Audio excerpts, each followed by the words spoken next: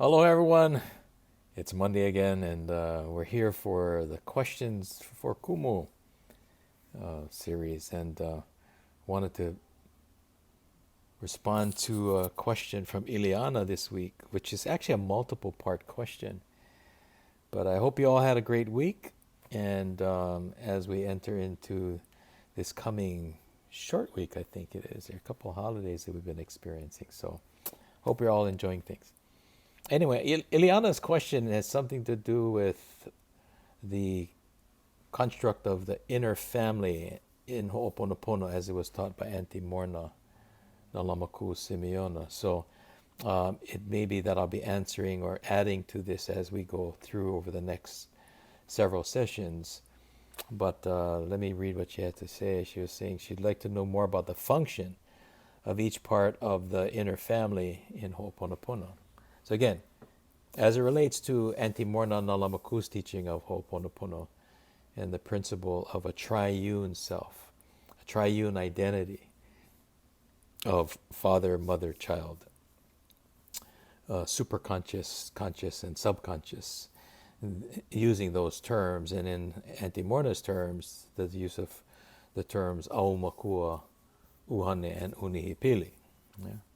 The three that become one.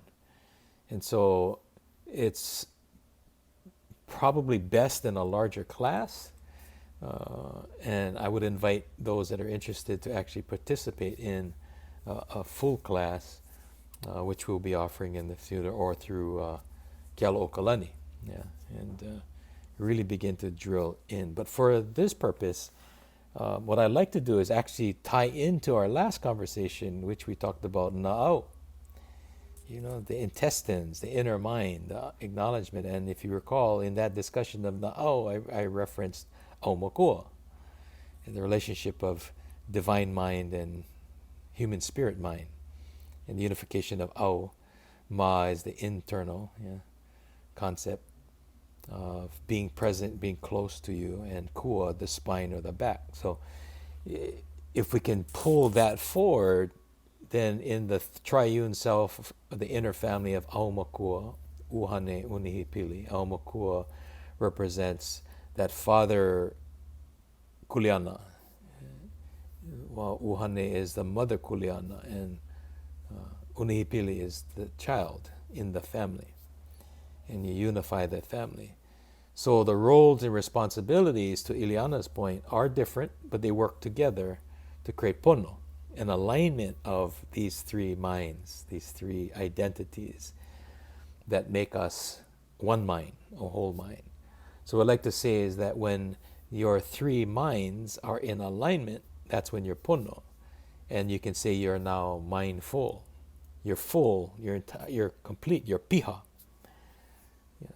So it is when any one of those minds is out of alignment, out of sync, your conscious mind is distracted, your physical, emotional mind is distracted, unihipili.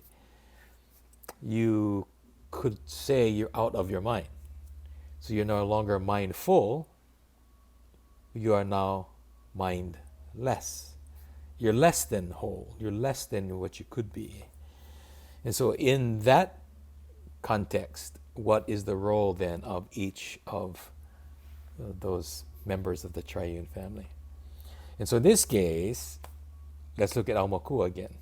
Na'au, Aumakua, the Au. Yeah. So Aumakua, according to Aunty Morrnah, is this notion of the father self, the higher self. These are terms that are used to describe it in a contemporary language. But I think if, as you heard, some of you have heard me say in the past, we recognize that those are not direct definitions. They cannot cross over directly from Hawaiian into English that way. Aumakua could be referred to as higher self, but if you look at it, it's not a literal translation. And more importantly, we lose a lot in that translation. Higher self, spiritual mind, spiritual self, or those kinds of things. So, but what is consistent is this notion of self, the identity, the little I, in the big I, the I am, or the E. So Aumakua then, in this case, as father, higher self, the role is more like a guide.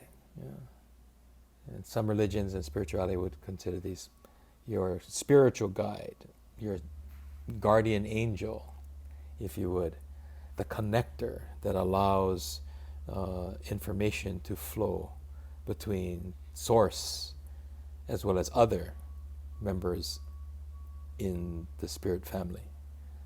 So everyone has aumakua. So the aumakua will communicate with one another, but more importantly, they are the conduit for each of us to receive manao and ike, clearing and cleansing, ho'oponopono, from divinity, ke'akua, and in this case, the I am or the E.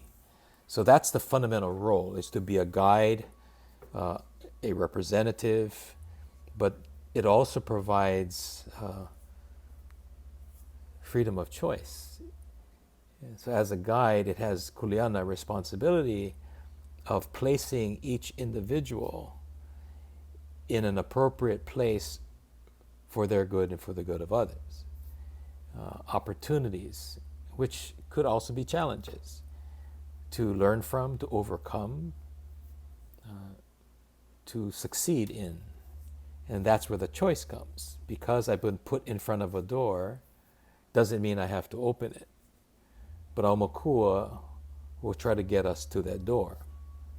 Equally important, if it's not a door, it might be a hallway to a series of doors. At the end of the day, however, each of us has choice to either open the door, then the next thing is to enter and begin to experience what's in that door, or in the room, if you would.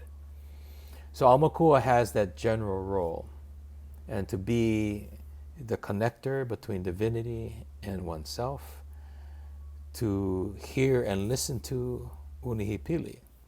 And as much as the family works together, during and in the process of Ho'oponopono, aumakua and uhane, your conscious mind, do not interact directly. The pathway is for mother, child to speak, and child speaks to aumakua, unihipili to aumakua. So suffice it to say that in the Ho'oponopono process, while the relationship between uhane and unihipili is critical in being able to do the process, the relationship between unihipili and aumakua perhaps is equally, if not greater, because that is where the actual activity of transformation occurs, with the support and agreement of keakua. Yeah. So aumakua, the guide, the father self, the protector, to ensure that unihipili and uhane are protected, and director that also allows free will and direction. Okay, so that's kind of the high order, and we can get into all some other things as we dig deeper. And as we talk about uhane unihipili, we'll begin to see the role. So let's just say the relational aspect and the construct. Okay, Eliana, I hope that helps, at least for this first installment of these multiple questions. Thank you for that question, and we will get into the others shortly. All right, so quick tidbit today, and I hope that's helpful. Keep sending in your questions, and if this stimulates more questions, we're prepared to look into those as well. All right, now, ahuio, aloha, malama pono. Have a great week, great day.